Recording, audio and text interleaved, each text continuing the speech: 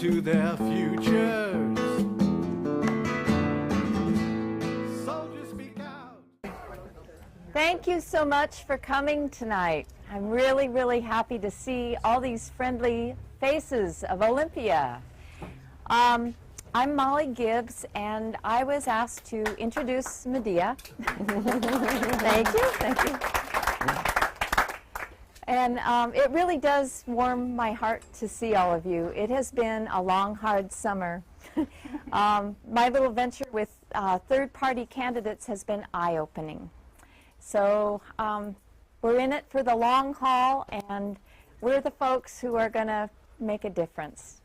I'm just delighted that Medea's here tonight, and I know most of you know the history of Code Pink, Global Exchange.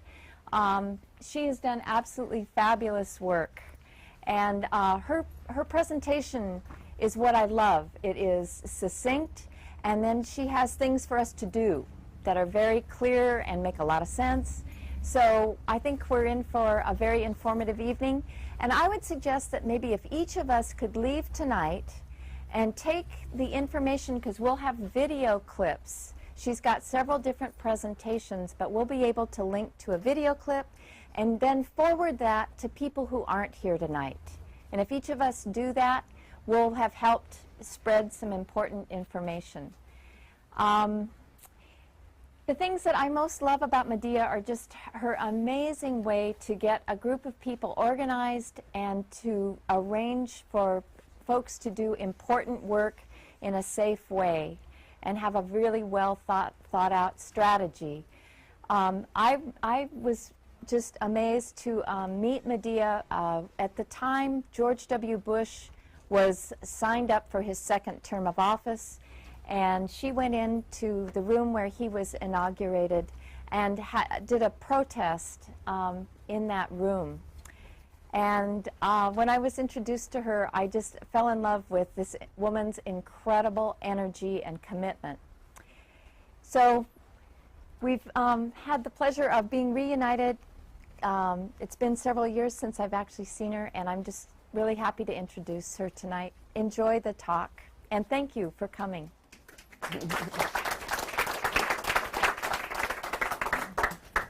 Well, thank you, Molly, and many thanks for this beautiful venue of a nice independent bookstore.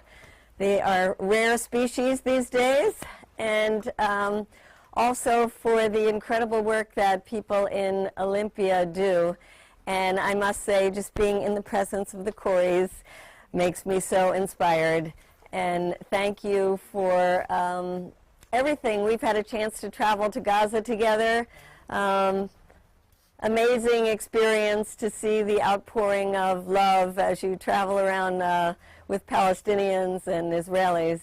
And I think here in Olympia, you've just got such heart and soul, and it forces change, I think, within the people who represent you, and inspires people around the country. And I think one thing that I learned from the Coreys is to really just lead with your heart. And I won't be as succinct as I was this afternoon, because I'm going to lead with my heart to tell why I started doing this book. And it was really a heart connection, because it was right after the U.S. invasion of Afghanistan, and the media was telling us, don't worry, now we have smart bombs, we have precise weapons, we don't kill innocent people, we just kill the evildoers, as George Bush said. And I had started a human rights organization called Global Exchange now over 20 years ago, and we learned over the years never to trust what your government says, especially when it comes to things like war, and went to Afghanistan to see exactly what these bombs were doing. And I didn't even have to get into Afghanistan. It was just on the border between Pakistan and Afghanistan where I met the first refugees of the U.S. invasion. And they were indeed innocent families who had been in the wrong place at the wrong time. In fact, the first young woman I met was a beggar on the streets of Peshawar, right on the border. And I asked if I could go back to her home with her and learn about her story. And it turns out that she had been living in Kabul with her family. They were near what appears to have been a Taliban compound. And when the U.S. invaded, they hit her home by mistake.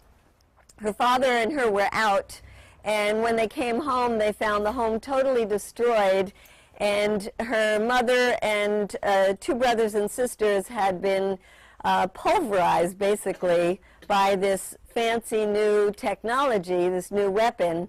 And she told me about how her father had collected pieces of flesh that were hanging in the trees, and that was all that was left of his wife and 2 of the children, and carefully collected it, carefully buried it, said his prayers, and never talked again a day in his life, never worked again a day in his life.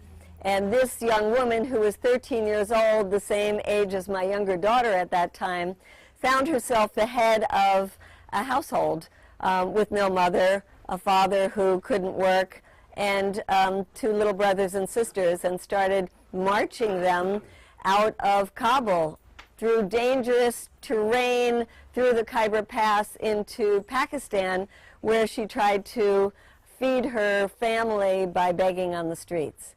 And that, to me, was the eye-opening example of how we don't just kill the militants, we kill lots of families.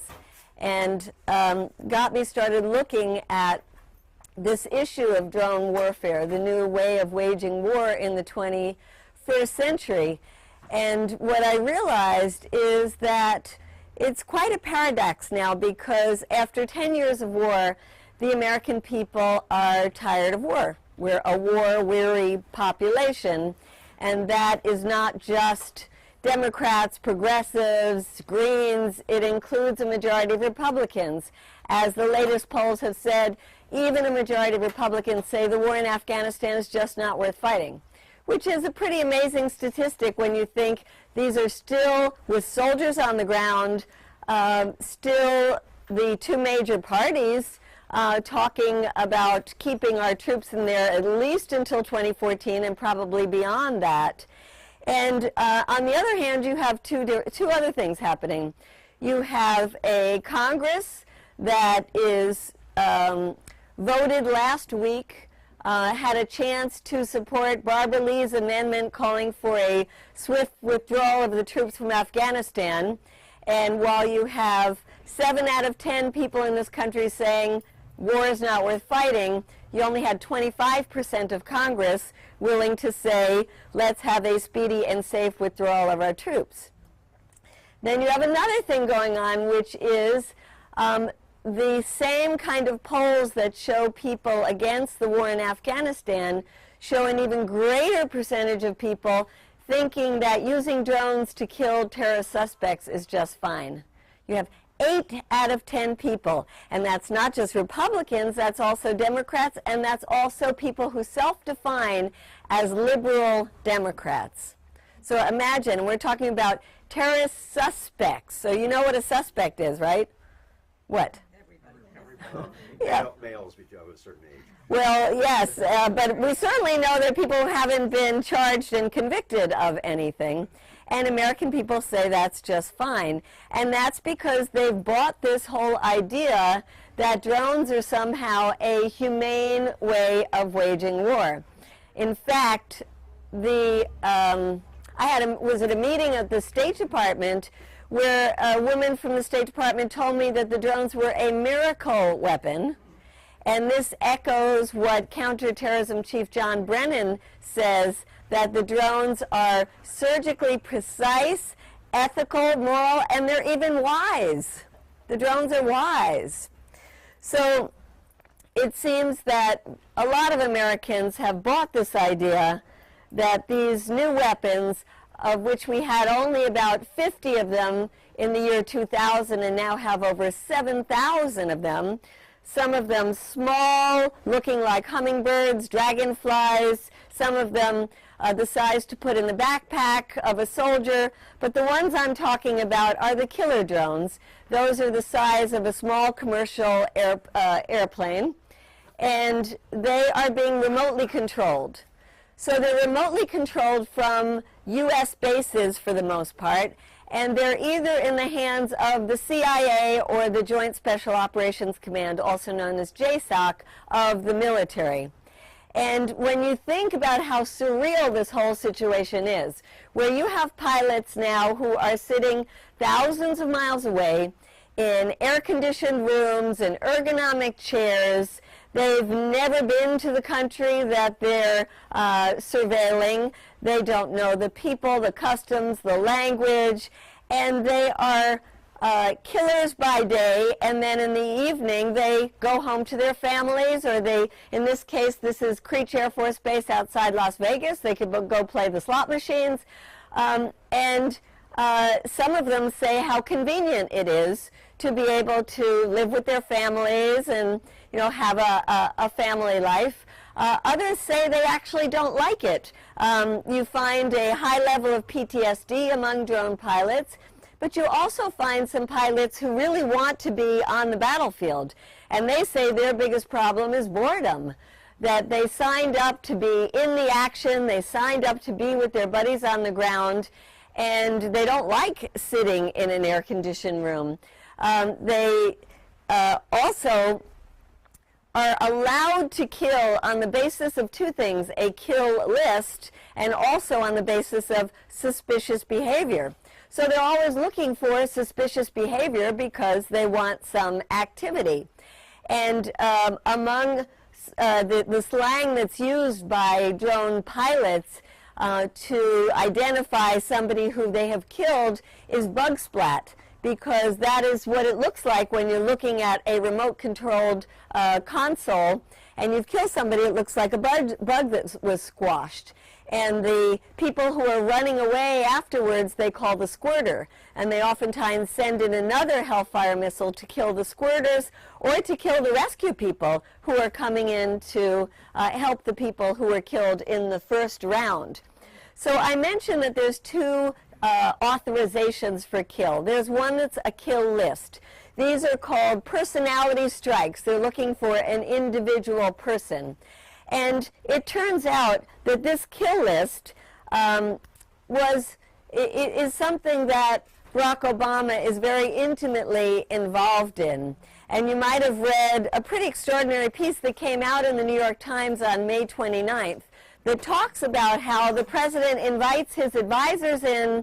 They're in the White House on what they call Terror Tuesdays, that they look at these cards that resemble baseball cards and decide who is going to live and who is going to die. So you have a constitutional lawyer and, of course, a Nobel Peace Prize winner who is playing the role of prosecutor, judge, jury, and executioner all at once. And as this gentleman up front just said, they also have said that they call any male of military age who is in the area where the drones are being used a militant. So you don't have to prove anybody did anything. They are just, by virtue of being in the area, they are a militant. They do say that you can prove your innocence, but that is only posthumously. That's only after they've been attacked. So we are using these drones. They were used very much in the case of Iraq. In fact, the Iraqis were very upset to learn that when the U.S. soldiers left, the drones stayed behind. And they were transferred from the military into the hands of the State Department. So now you have the diplomatic arm of the U.S. government, the State Department, operating its own fleet of drones and, of course, using private contractors to operate those drones. You also have the drones that were in Iraq. Some of them are now over the border in Turkey and are used to provide intelligence to the Turkish government in its ongoing conflict with the Kurds. So puts the U.S. smack in the middle of another conflict we shouldn't be involved in. The drones were used in Libya, a very important example to look at, because when the discussion started about NATO involvement in air cover in Libya, there were people in Congress from the progressive wing, like Dennis Kucinich, to the conservative Republicans who said, we want to discuss this in Congress and see if we think it's a good idea. After all, we're supposed to be the ones that decide whether the U.S. goes to war or not. And the Obama administration said, no, in the case of only using drones, Congress has nothing to do with it because there's no U.S. lives at risk, so the War Powers Act doesn't come into play. So imagine the kind of precedent that has been set of saying that the executive branch alone can decide when the U.S. is getting into a conflict. We're also using the drones in Pakistan, Yemen, Somalia, the Philippines, and opening up new drone bases in several places in the Middle East, like Oman, Kuwait, Qatar, Saudi Arabia, as well as in Africa, in the Seychelles, Djibouti, Ethiopia, also off the coast of Australia. But the place where we've been using these drones the most is in Pakistan. Now, this is a program that began in 2004 under the Bush administration, and the Bush administration used it more as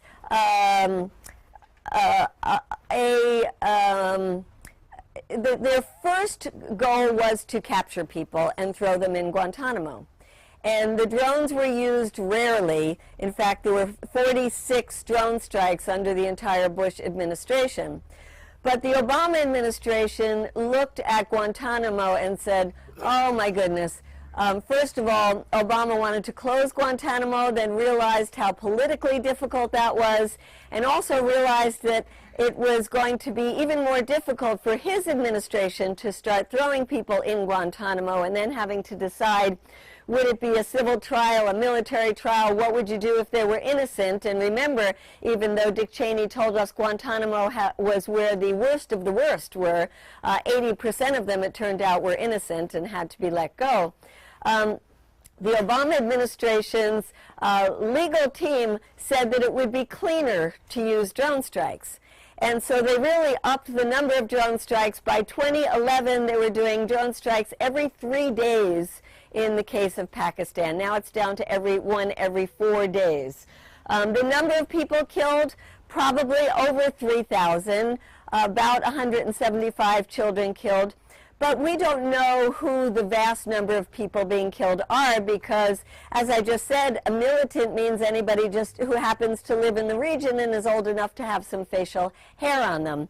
Now, I did mention that statistics showed that an overwhelming majority of Americans say they were in favor of using these drones. And when you sit and you think about it, the only conclusion I can really reach is that the American people have not had a chance to see or hear about drone victims. And raise your hand if you have seen a drone victim on a U.S. mainstream television station or a photo in a mainstream paper. Not counting Democracy Now! Yes. So look around and you will see nobody has raised their hand because you just won't see it. And just think about that we have been using these drones for 10 years, in the case of Pakistan for 8 years, over 3,000 people killed, and you've never seen a photo. And so how are the American people supposed to develop any sense of compassion for people who are killed, for the children who are orphaned, if they never get to see these pictures? And a friend of ours who takes these photos, I just want to read you a short thing that he says, which is, he said, there are just pieces of flesh lying around after a strike. You can't, most of the time you can't find bodies. So the locals pick up the flesh and curse America. They say America is killing us inside our own country, inside our own homes, and only because we are Muslims. Now, these pictures I'm showing are people who were not, they were hit by the shrapnel because, as he said, you usually will not find any remains. Here's another short description. It says, the Khan family never heard it. They'd been sleeping for an hour when the Hellfire missile pierced their mud hut. Black smoke and dust choked the villagers as they dug through the rubble. 4-year-old Tariq's legs were severed. His sister Maria, 3, was badly scorched. Both were dead. When their cousin saw them, he gently curled them in his arms, squeezed the rumpled bodies to his chest, lightly kissed their faces, and slid into a stupor. This was the compound of a man who happened to be away that night. The next day, he came home to find his son on the left, who had just graduated from high school, was dead, and his brother over here killed as well. His brother was the local school teacher and was not a Taliban sympathizer. In fact, fought with the Taliban about the importance of education and tried to teach the children that education was much more powerful than any kinds of weapons. And he left behind a young wife, a 2-year-old child, and hundreds of students who were not able to resume their education. And as I say in the book, they were left aching for revenge. And that's an important part to remember, because every time a drone, a Hellfire missile strikes, the people are left aching for revenge. Like in this case, when those remote pilots thousands of miles away thought they were seeing a Taliban gathering because there were a bunch of men with beards and turbans and guns, which describes most of the men in that part of Pakistan, and let loose these Hellfire missiles, killing over 50 people. This was actually a meeting of the community leaders. And so imagine the kind of resentment that's left behind after over 50 of the most respected leaders in the community are killed. So this young man, Tariq Aziz, is somebody who was also aching for revenge because his young cousin was killed by a drone strike. And yet he did not want to take up arms, and he was given an opportunity to do something nonviolent. And he went to the capital of Islamabad to meet with other drone strike victims' families and to talk for the first time to lawyers, because they never had a chance to see a lawyer. And these are Pakistani and British lawyers who came to learn about their cases and to see if they could use the Pakistani court system to try to get some kind of redress for these family members. They also realized that since journalists are not allowed into this area, they should train the young people to be citizen journalists. And that's Tariq Aziz in that middle right there. And he was trained in how to use a video camera, a still camera, and he was very excited about the chance to go back to his village and document the drone strikes. Little did anybody at the gathering know that the first drone strike to be documented after the gathering was the death of Tariq Aziz, 2 days later, killed by a drone strike, this 16-year-old. And it would have passed like any other statistic, another militant killed, except that he had just been in this room with all these lawyers. And the lawyers were furious, went to the U.S. Embassy and said, you know, why was this young man killed? And they said, well, he was a militant. And the lawyers said, first of all, he's 16 years old, and second of all, he was in a public venue for 4 days. He was staying in a well-known hotel in the capital city for 4 days.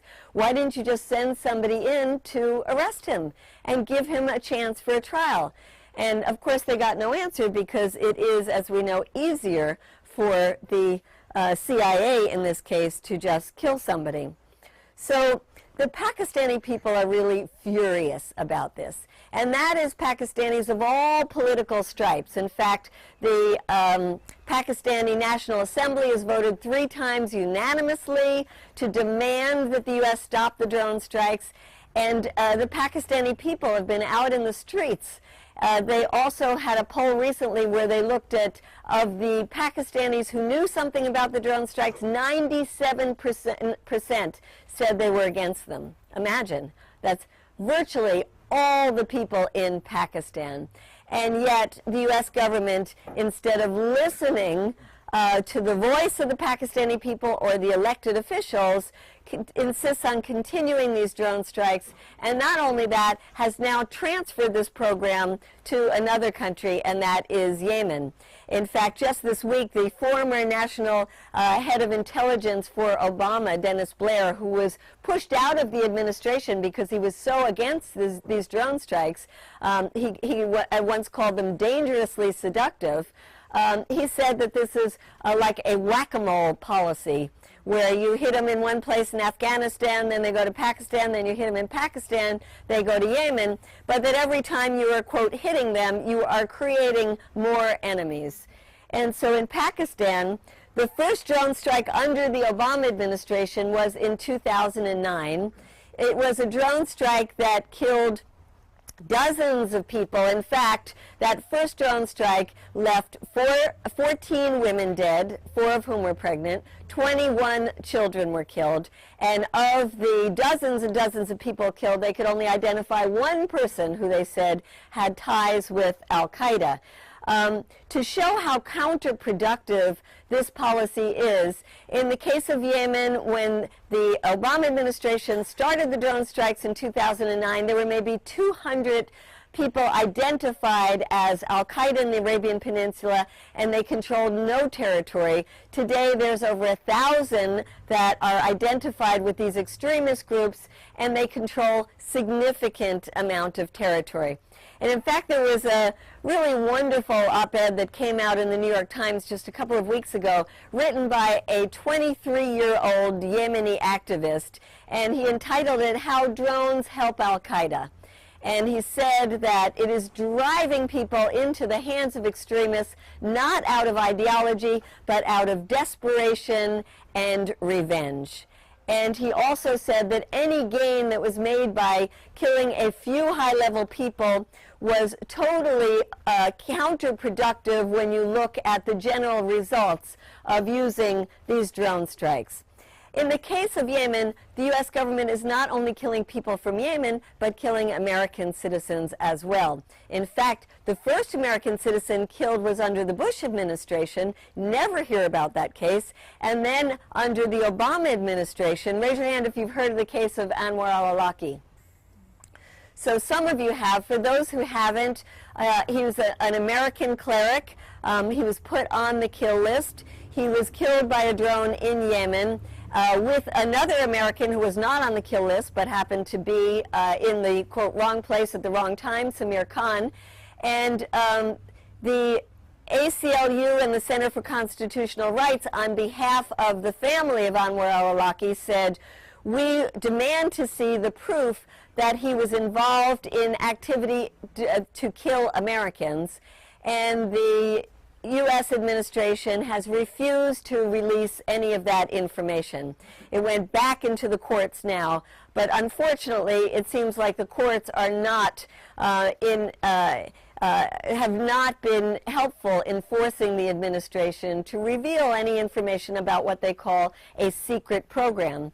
So, not only that, the U.S. government killed the son of Anwar alAwlaki 2 weeks afterwards. Now, these are pictures from a Facebook page.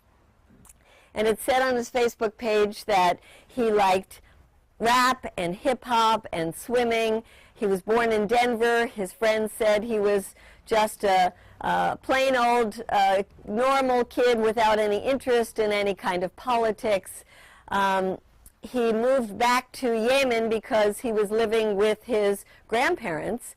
And when he was killed, there was a wonderful piece that came out in Esquire Magazine this month that looked into the alAwlaki family. And they had a description of what happened to Abdul Rahman, this young man. He said, "It was a night lit by a bright moon. They were sitting around a fire, a bunch of teenagers, and they were simply cooking and eating.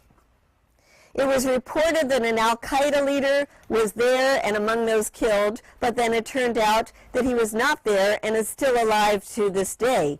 It was also reported that this young man was a 21-year-old militant, until his grandfather released his birth certificate that proved that he was a 16-year-old American. Yes, there is something called the fog of war, but what is certain is only this, that a drone crossed the moonlit sky that night, and when the sun rose the next morning, the relatives of Abdul Rahman gathered his remains along with the other teenage boys, gave them a Muslim funeral. His aunt said, "Some say he was collateral damage, that he was in the wrong place at the wrong time. But he wasn't in a cave in Waziristan or in Tora Bora. He was simply a kid enjoying his time in the countryside. The ones that were in the wrong place at the wrong time were the American drones." So the U.S. government is using international law to say that it has the right to go around the world killing people because of the right to self-defense. I dedicate a chapter in the book to the legal issues because it's so important for us to be armed with legal basis for refuting this, because the U.S. has so stretched that definition of self-defense. It is supposed to be used to say if there is an imminent attack. Somebody is about to bomb you, they have amassed troops at your border and about to attack, and you have given your enemy a chance to surrender, which you can't surrender to a drone attack. And we are killing people now, not that are about to kill us, but because we think that someday they might want to somehow do us harm. And the government is also saying that after 9/11, the Congress gave the green light to the Bush administration to use lethal force in the Authorization of the Use of Military Force Act to attack those who were associated with 9/11. Well, there's a problem with still using that to justify attacks today. Many of the people that are being killed today were 9, 10, 11 years old at the time of 9/11. How could they have been involved in the 9/11 attacks? And many of the groups, like the one in Yemen, didn't even exist at the time of 9/11. And then you might wonder, well, what's the legal justification for killing American citizens overseas with drones? And I think it would come as a big surprise to most Americans if they actually paid attention and learned what this government is saying. Because raise your hand if you thought as an American citizen you had the right to a judicial process. Raise your hand if you thought you don't have the right to a judicial process. Yes, you unfortunately are right, according to the Attorney General. Okay, see, he has said that Americans, it seems, are under the misperception that despite the fact that we are coming upon the 800th year of the Magna Carta, where people have fought for many, many centuries to have the right to a judicial process, that we Americans don't have that right, that we only have the right to something vaguely called due process. And when I looked for the response to Eric Holder when he said that to a group of law students, I thought I would just hear absolute shock rippling through the legal community, but the best response actually came from a late-night comedian called Stephen Colbert. He said, yes, the founders weren't picky. Trial by jury, trial by fire, rock, paper, scissors, who cares? Due process just means there is a process that you do. The current process, the president meets with his advisors, decides who to kill, and then kills them. If we are going to win our never-ending war against terror, says Colbert, there are bound to be casualties, and one of them just happens to be the U.S. Constitution. So, it's one thing if perhaps Americans think, well, we can get away with this because we're the only ones that have these drones, but that just ain't the case. This is not like nuclear technology. This is a simpler technology, and there are many countries that are producing drones and selling them. So after the United States, the number 2 producer is? Israel. Israel, number 2 producer. Israel is also a major user of drones, and as the Corys and others probably know, during Operation Cast Lead, when 1,400 people were killed, over 800 of them were killed with drones. And drones are not only used to kill people in Palestinians, they're also used to terrify them, because they send them in to buzz around the villages, and they have a word in Arabic for the sound of the drone, which is, they call it the sound of death, because you never know if it's going to drop a missile or not. Israel uses the fact that they have target practice on the Palestinians as one of their selling points. When you see the material they use to say why you should buy their drones, it's because we are constantly using them, testing them in battlefield, and you know what that battlefield is. And Israel does not have the kind of restrictions that there still is in the United States on selling to countries that are not part of the NATO allies. And so they're just selling all over the place to 50 different countries throughout Latin America, Asia, Africa. They're selling them to companies like Chevron and other oil producers who want their own fleet of drones to protect their resources in other people's countries. And there has been a long collaboration between the United States and Israel on these drones. In fact, the Predator and Reaper drone was first developed by an Israeli engineer working for the Israeli military. And then he left and came to Southern California, where he started building these drones out of his two-car garage, and then sold them to the Pentagon.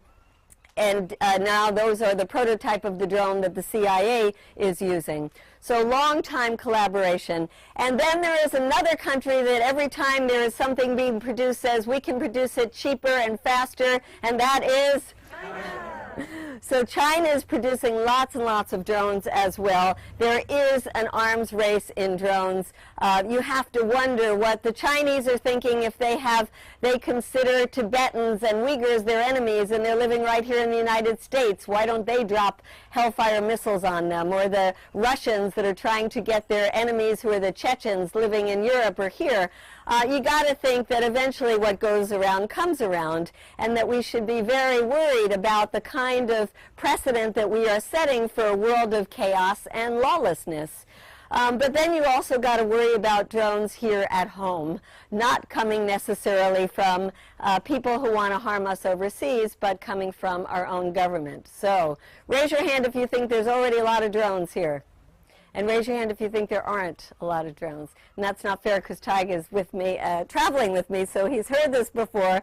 But there are not a lot of permits for the use of drones in the United States yet, because it's the Federal Aviation Association, the FAA, that controls the airspace, and they are very worried about these drones. They know that they don't have good visibility up in the air like a real pilot has. They know that the technology is still in its early stages, and they know that drones crash a lot. In fact, the Air Force has admitted that a third of their drones crashed.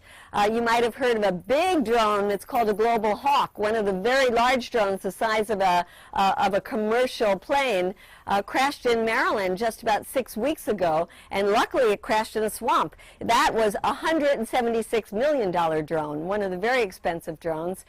So they crash a lot, and the FAA has been worried about our safety. So they've also refused to tell us who has gotten these permits, and it was only thanks to lawsuits by a group called the Electronic Frontier Foundation that we're starting to get this information out. And it turns out there's only about 200 permits that are current right now, and that they are in the hands of government agencies like the FBI, the Homeland Security, the Border Patrol that's using it on the southern and northern border, some of the companies that are producing the drones, some of the universities, particularly state universities that have programs with the military. And then there are about 30 police departments, including one very close by here in Seattle, that has its drones. Now, they are testing the waters using these drones. But the drone manufacturers are very upset with the slow pace of giving out these permits, because they're saying, hey, this is a growth market, but we need more markets to sell to. open it up in the United States. And so to do that, they started their own association, and now they have their own caucus in Congress. Imagine there is a drone caucus in Congress that thinks it's their job to address the urgent need to rapidly develop and deploy more unmanned systems in support of ongoing civil, military, and law enforcement operations. So there is a law then passed on February 14th that mandates that the FAA open up our airspace to drones completely by the end of September 2015. And this is for commercial uses of drones, law enforcement uses of drones, all kinds of uses. The drone manufacturers would love to see all of the 18,000 police departments in this country have their own fleet of drones. Well, there's a problem there, too, is that there's budget crunch, and a lot of these police departments don't have money these days. But there is a solution to that one as well. What's that? Federal money. Federal money, that's right. So Homeland Security comes to the rescue and is giving out grants to police departments to buy the drones. In the case, for example, of this sheriff's department outside of Houston, Texas, they bought their own drone for $300,000 with a grant from Homeland Security, and they held a press conference. It looks in this picture like they also had to then re-equip their police and buy a new tank to all go with the drone and protect that little drone there. But they held a press conference to show off their drone, and they said that the CEO of the company that sold it said, well, you know, they're supposed to use it for search and rescue missions, that kind of thing, but it actually is designed to be weaponized. And it could be outfitted with tasers that electrocute suspects on the ground, beanbag firing guns called stun batons, grenade launchers, tear gas, rubber bullets, even 12-gauge shotguns. They can also be equipped with all kinds of thermal imaging, facial recognition, Wi-Fi network cracking capabilities, intercepting text messages and phone calls. So, if we allow this to happen, this could really alter public life in the United States. We've already lost so much of our privacy. This could lead us to a 24/7 surveillance society, which is one of the reasons why there is a coalition building of people who are left, right, libertarian, whatever you call themselves, saying we don't want these things in the hands of police departments. So we're going to pass around, raise your hand if you're interested in contacting your police department and asking them 3 very simple questions on here. That is, do you have drones? Have you applied to get a grant to have drones? What do you intend to do with these drones? And give them a piece of your mind about what you think about having the drones. And this coalition that I talked about that's broad-based includes folks like the Cato Institute. In fact, there is a very interesting collaboration between my group, Code Pink, and the Cato Institute right now, trying to say that no federal monies can be used to give drones to local police departments, and the very obvious thing that you couldn't use drones without a warrant. So we are working with people on the left like Dennis Kucinich and people like Senator Rand Paul to introduce legislation to address some of these issues. We're also trying to get local municipalities, cities, villages to pass no drone resolutions. So if you would like to see your city be a no drone zone, raise your hand. And if you would like to help initiate that, raise your hand and we'll give you a copy of this resolution. If we don't have enough, you can get them on the website that's called droneswatch.org. But it's very important to start sounding the alarm about this. Otherwise, it is predicted that in the next 10 years there could be 20 or 30,000 drones in our airspace. And then just some other things that we can do. One is that we held a drone summit, and there some of the legal people said that what we should really focus on is drones in the hands of the CIA, because it is so patently illegal. It's not a military organization, it's a civilian agency, and that the CIA has run amok with these drones, that even people in the military and the State Department say that. In fact, in this New York Times piece I mentioned, they said it's a joke how they laugh about how when the CIA in Pakistan sees 3 people doing jumping jacks, they call it a Taliban training ground and they send in the drones.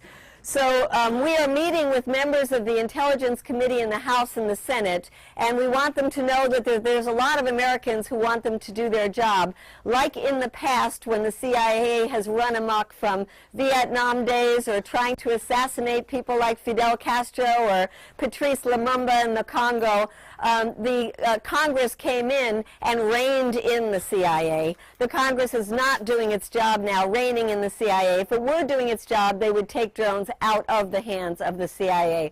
So we hope you'll sign up. There's also a little box there to check to get more information. And there's another box that says Pakistan. And that is because we have been talking to folks in Pakistan, like this lawyer who used to be a corporate lawyer, gave up his job to work for free for drone victims. And he said to us that the Pakistanis, when women and children are killed, think that the United States, that's what the American people want. And he said, if that's not what you want, you have to prove it to us. You have to do something to show us. And so we have been invited to go to Pakistan and do an incredible march with thousands and thousands of Pakistanis that are going to join us as we try to march to Waziristan. This will be a Gandhi-style march, and we are planning it for the week of September 21st. We're doing it with tribal elders in the region. We're doing it with a man named Imran Khan, who is a famous cricket player who is now a political party and has been speaking out against the drones and leading huge demonstrations. We're doing it with women's organizations. It's going to be a very, very amazing, intense experience. And we are opening this up to people who want to join us. And I think it would be very important for 1 or 2 or how many representatives from this region could go. Because, you know, there's nothing like being able to come back and tell those stories of having met with drone victims and then meeting with your Congress people and your senators and going into your community organizations and your churches and other faith-based organizations. So you can check that box if you're interested. You can come and talk to Tig here afterwards about the trip. But it's going to be a very important way of showing the people of Pakistan how disgusted we are by this program. And you can go to the website droneswatch.org for any more information about this or other campaign ideas that we have. And before opening it up to discussion, I just want to say that it's so sad when you see how powerful this military-industrial congressional complex is, that it really doesn't matter who is in the White House, whether it's George Bush or Barack Obama, that the strength of this killing machine is so much more powerful than the strength of our movement. And we had a strong movement under the Bush years. We built up a movement where we could get hundreds of thousands of people out in the street. And you still have a very active community in Olympia because you have some amazing people, but you are not typical of what is happening around the rest of the country. The Occupy movement has given new hope to movement building. It's brought young people into the movement, and it's brought in people who really understand the connections between the 1% that profit from corporate power, whether it's oil companies or banking, or whether it's the weapons industry. They do understand that this is the same 1%. And meanwhile, it's the 99% around the world who suffer from this. And so I think we have the possibility of really building a movement with the new people who have come in to build something that is separate from political parties. Because let's face it, when Barack Obama came in, the peace movement around this country really fizzled out. And it fizzled out because people thought Obama was going to do the job for us. It fizzled out because people were tired from 8 years of fighting Bush. It fizzled out because there's a financial crisis, and a lot of people had to look inward at what's happening in their own families, their own communities. But it also fizzled out because of partisan politics. And unless we build a movement independent from partisan politics, we will always allow the war machine to be more powerful than we are. And we know in the case of Israel-Palestine how powerful the AIPAC lobby is. That this is a lobby that represents a small percentage of the population. And I say, as a person of Jewish faith, it doesn't represent the entire Jewish community, and we are just a very small percentage of the population. And yet it is so powerful because the money that it throws around. And in fact, it was today that President Obama signed a new agreement with Israel to show how we were going to even strengthen further our military ties with Israel, give them even more ability to buy the most sensitive military equipment that we have, give them another $70 million for the Iron Dome. And in the White House today was representatives from the Senate, from the House, and the head of AIPAC. So, and what was the reason that Obama did that today? Because of Romney. And because Romney is about to travel to Israel. And so they want to one-up each other about how close their ties are with Israel. And that reflects how weak our movement is. And whether it's about drones in Pakistan or whether it's about this obscene military ties that we have with the Israeli government, it all reflects on the need to build a movement that is independent from party politics. And the last two chapters of the book, and I hope you all buy copies of the book because we need this information when we talk to our friends and relatives and people who think these drones are a humane way of waging war. But it's also important because the last two chapters are about what people are doing. And the last two chapters are meant to give hope. And the last two chapters are celebrating the people like Father Louis Vitale, an 80-year-old Franciscan priest who keeps going on to the bases in the United States where the drones are being piloted and putting his body on the line and saying, "Not in my name." And it talks about people like Colonel Ann Wright who do the same thing, and the people, the Catholic workers and the Veterans for Peace who are doing it all over the country. And when one group does it in Creech Air Force Base, it inspires a group to do it in Hancock and upstate New York. It inspires a group to do it outside of Langley, Virginia, outside the CIA. It inspires people to go to the headquarters of the drone manufacturers in Southern California. It inspires them to go to Boeing in Seattle. Each one inspires the next one. And it inspires people at the UN to then say, "Hey, UN, why aren't you doing something about it? We've got to ban these lethal drones." So I hope that the book will be an inspiration to people about the kind of movement that is being built and how we have to strengthen that movement.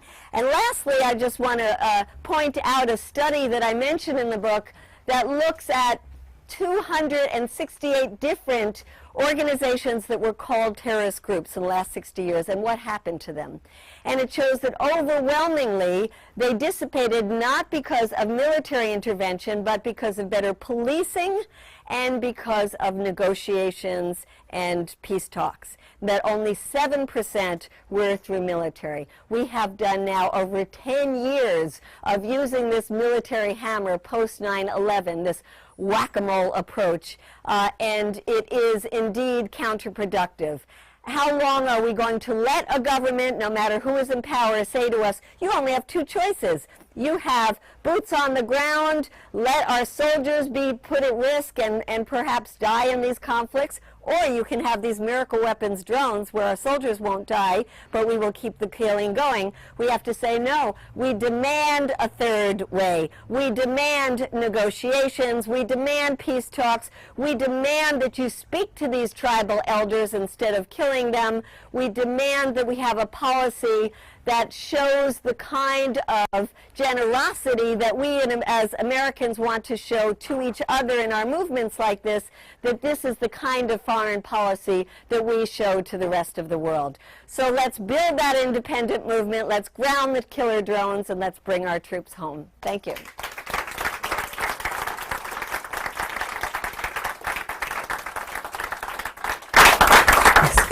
Yes.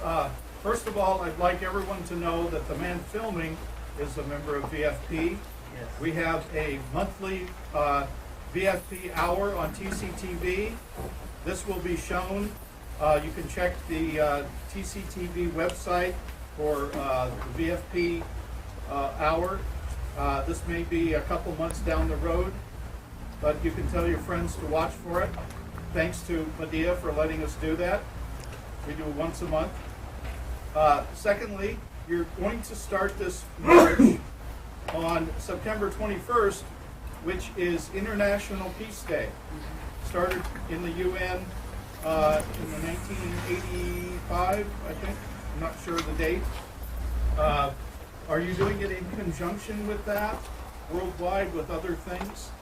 Yes, we chose it because it's International Peace Day. And we're very excited that this is one contribution that we can make to the many thousands of things that will be happening around the world on International Peace Day. And I want to give a shout out to Vets for Peace. You just mentioned all of my communities. As an American soldier who have done so many funerals of my own soldiers, and a soldier of Pakistani descent, who can understand what happened to people and can understand their words piercing through my heart, and those unforgettable words and images without any translation. What will it take? What will it take to stop this Orwellian nightmare upon us all? What will it take? Well, it's going to take people doing some more intense kind of things. For example, there was a Veterans for Peace guy that we just met recently who wanted to go on this trip and to Pakistan, and he said, I would like to do a hunger strike in front of the U.S. Embassy in Islamabad. Which one? Which? There are only about 6 of them in Islamabad. The big main one, because we asked our friends in Pakistan and they said, great location, great idea, and we're going to see if we can get that going. That's the kind of thing that I think could spark a lot of media attention, a lot of interest. We are trying to bring drone victims here to the United States. We had a very hard time getting the lawyer, the Pakistani lawyer, a visa. When he was working for corporations, he had no problems getting in here. He had an expedited visa to come to the United States. When he started working for drone victims, he was persona non grata. And it took a campaign with thousands of people that we got contacting the embassy and the State Department to get him into the United States. Now what we want to do is get him in with some of the drone victims. So we're going to be working on that, and if we could get them in, we would travel around with them and hopefully get the mainstream media interested. So those are some of ideas, but we do need your ideas as well, and constantly open and looking for other ways to get this out to new audiences, to the mainstream media, and to get our elected officials to start paying attention to us. And one other idea I would throw out there, you know, before 9/11 happened, we had an amazing, growing global movement. And you all who are so close to Seattle remember WTO and what a movement that was, and the World Social Forums that have been bringing people together. That movement has dissipated a lot after 9/11. But we have to rebuild that global movement because in a case like this, the polls show that 9 out of 10 people around the world think it's absolutely barbaric that the United States is doing this. They're really opposed to this. So if we reach out to legislators in other countries, they're really going to be very happy to have a way to express their disgust. If we reach out to people around the world and say, go out in front of the embassies, have a day where we do national actions, I think we can get a lot of support internationally. But we need lots of ideas to percolate like that.